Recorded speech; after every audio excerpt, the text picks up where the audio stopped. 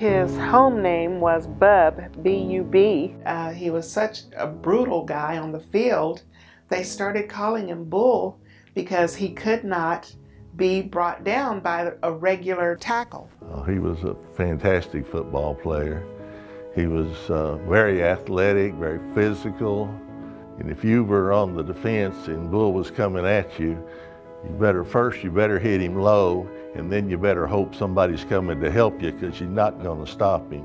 He was like a tractor going down through there.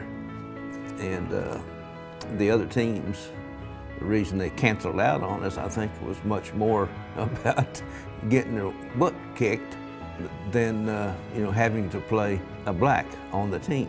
He told me his position was fullback. Not only could he play that position well, but he was able to kick the football from one end of the field into the bleachers at the opposite end.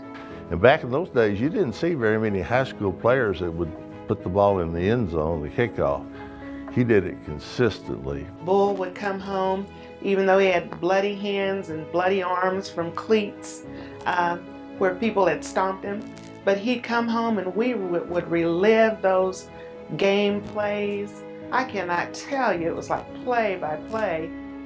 Our sister Shirley was a couple of years older than Bull. She had to go to high school in Fort Smith because of the segregation laws. So it was a real privilege for Bull to go to FHS. You know, we only had 5 teams score on us in 10 games. Nobody scored more than 7 points. We only got behind in one game, and that was Joplin, and we pulled that game out.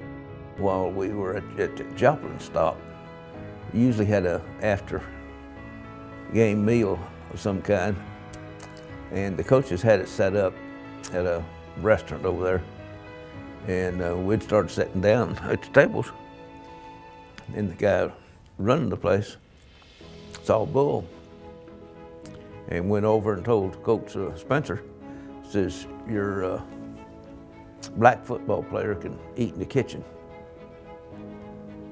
And it got around to the rest of us before we, sat down to eat. And Coach says, what are we gonna do? We said, we're not gonna eat here. If Bull can't eat here, we can't eat here. So we got on the bus and went on down the road.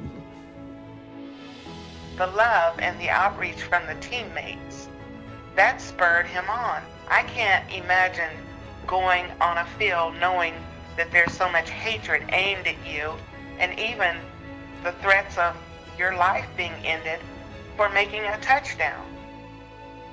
Coach Vanette Johnson from Pine Bluff AM&N College recruited him to play for their team with a full scholarship.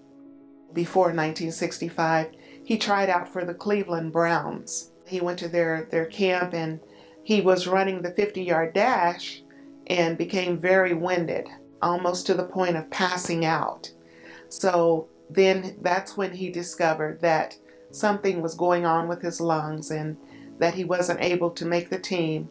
And he was devastated by that, but he went on. He married a young girl named Shirley Lewis, and she was the love of his life.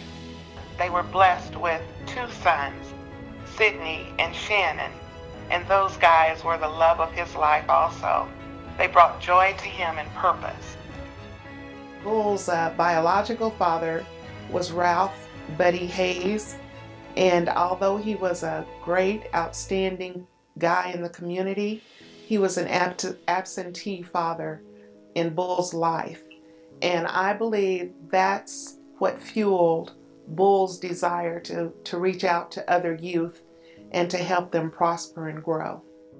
He taught other youth how to be respectful and coachable in his career as executive director of the Boys Club of Topeka, Kansas.